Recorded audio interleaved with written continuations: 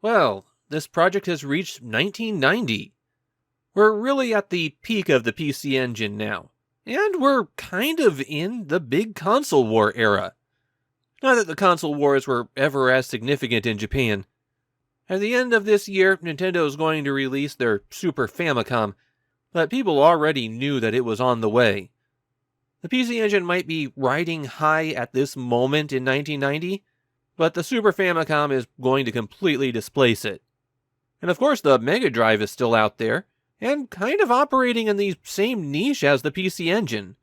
Of course, at this point, the Mega Drive is starting to get boosted by foreign sales, and that will sustain it in Japan, while the PC Engine only maintains effective relevance in Japan itself. However, we will be seeing the first US exclusives toward the end of the year. So what does 1990 have in store for the PC Engine? Well, there are a lot of ports, as the Famicom becomes less and less viable for those. Sequels to previous PC Engine hits really start becoming a thing. And some truly out-there experiments. For upcoming games, we've got one that was notable for its violence, the revival of a game that turns it into a classic franchise, and of course, a lot of shoot-'em-ups. I feel like 1990 has a better batting average for the PC Engine than 1989 did, but that doesn't mean that we're not going to encounter some peak Kusoge either. Yes, everyone who's been eagerly awaiting a certain Sega port should know it's coming up soon. And kicking off the year 1990 is Atomic Robo-Kid Special. And if you're a regular viewer of this channel, then you know that when the word special is in the title, it means that the game is a port that added something new. Since it's a port, where did Atomic Robo-Kid start? Well, obviously the arcade.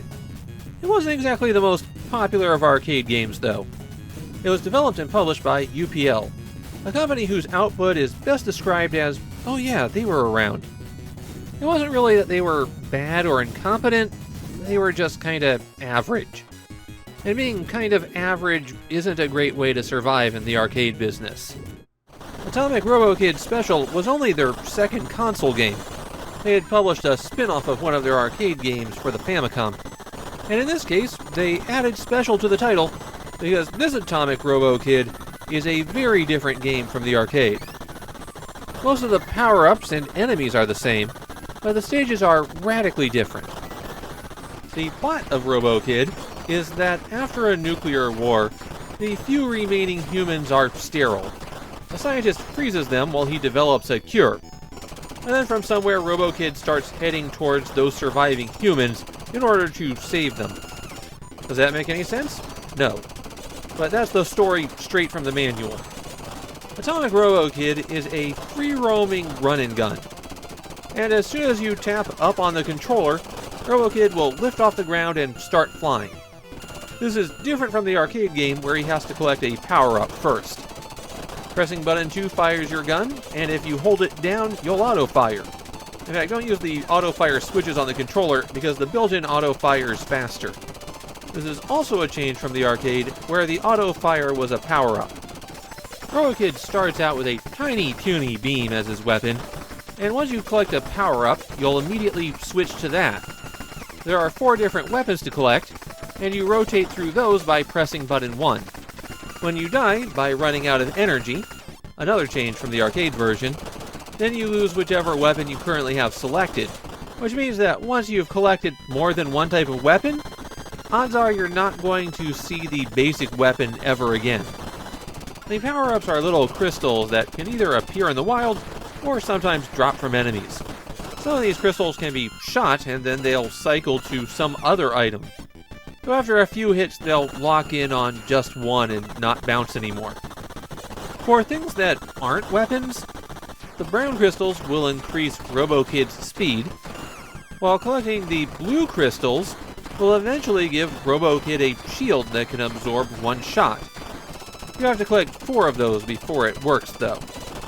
There's also some very clearly labeled Life Up, and the bosses in the game will drop a Life Up level up that increases your maximum health, though the stage will advance when the boss finishes exploding, so you have to collect that one fast. For the weapons, You can collect multiple copies of them, and each one you collect increases that weapon's level. The main thing you get from leveling up your weapon is extra damage. That means that the weapon's real strength comes from any special effect that it has, since you could always power it up to cover any differences in damage. The red crystal with an F next to it is Fire 2. That's a much bigger version of Robo-Kid's beam. In terms of raw damage, it's one of the stronger weapons, and while the attack is simple, it doesn't really have any deficiencies either. It's a safe but boring choice. The blue crystal with the 3 next to it is a 3-way shot, and that's the spread gun for the game. The shot is on the weaker side of things, but this is a game where if you have to shoot something straight on, you're usually putting yourself in the line of fire, so there is an advantage to using the 3-way shot. The missile is a green crystal with an M next to it, and it is by far the most useful weapon in the game. The missile has a slow rate of fire, shoots out a short distance, and explodes. And that might not seem that great until you realize one thing. The explosion from the missile destroys enemy bullets. If you're ever in a situation where there's a cloud of incoming attacks, the missile will open a hole for you. That already makes it the most useful weapon in the game. But wait, there's more. The missile also fires vertically. It shoots in whatever direction Robo-Kid is heading, though it doesn't retain that if you let go of the D-pad. That means the missile gets to everybody. There's no hiding from it. And if that wasn't enough, it also does the most damage at level 1. Powering up the missile can carry you the whole way through the game. The final weapon is a pink crystal with a 5 next to it, and yes, it's a 5, not an S, because that's the 5-way shot, which might make you think it's a big spread, but it's actually 5 bullets straight in front of you. These bullets are relatively weak, and the 5-way shot has a small problem with it. If any one of the 5 shots is obstructed, then the entire spread vanishes. So using it in tight spaces or complex terrain is a really bad idea. The 5-way winds up being the worst weapon because of that deficiency. There are 1-ups that are hidden throughout the game, and they appear when you shoot certain spots or enemies. Rather than being a particular icon, however, the extra lives appear in the form of the stars of different UPL video games. There's Ninja-kun from, Ninja-kun, and Neutron-kun from Mutant Knight. When they appear, they'll sit still just long enough for you to see them, and then turn around and run away. If you want that extra life, you'll have to chase them down. Atomic Robo-Kid Special consists of 25 stages, and you can kind of break them up into 5 worlds. The first, second, and fourth stage of each world is the free-roaming shooter. Some of the levels will be mazes, some will require you blasting through walls, and some will just have you move along to the end. All you have to do on these stages is reach the pink hatch at the end of the level, though there might be a large mini-boss guarding it. The third stage in each level set is a showdown against another Robo-Kid, I guess?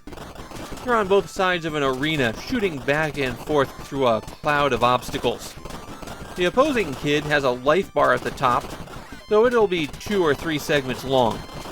Very occasionally, a health pickup or an increase to your firepower will appear in the cloud of obstacles, and when you defeat the other kid, any of those obstacles on screen become health pickups. If you die to the kid, you don't lose any weapons, since you're using a special arena weapon here. And of course, the 5th level in each block is a boss. A huge enemy where you'll often have to shoot portions of it off before it becomes vulnerable. They'll also move freely around, so you'll need to spend a lot of time dodging these enemies. Atomic Robo-Kid starts you out with 3 lives, though it's very generous with extra lives. You also get 3 continues. You don't even lose your weapon power-ups when you continue. So effectively, they're just extra lives. Atomic Robo-Kid Special is its own thing, but if you wanted a more direct port, there would be one to the Mega Drive that would be available a few months later. That port even got a US release. However, the Mega Drive port was done by Micronix, so you might not be so eager to pick that one up.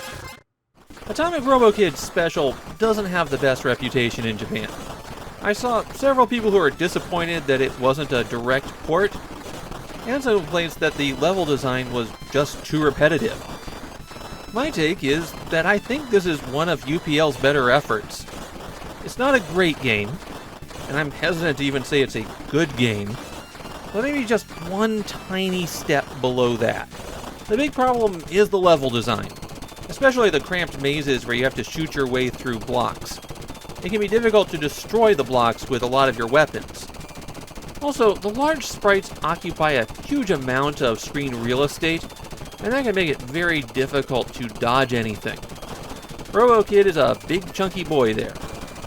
On the other hand, I appreciated the monster design. I think there was some really creative use of the enemies, and the weapons all had unique roles, plus with the ability to power them up, none of them were truly useless, even though you might find yourself a bit annoyed if you wound up powering up the 5-way a lot. Atomic Robo-Kid Special is a perfectly fine game. It's just one that isn't really outstanding.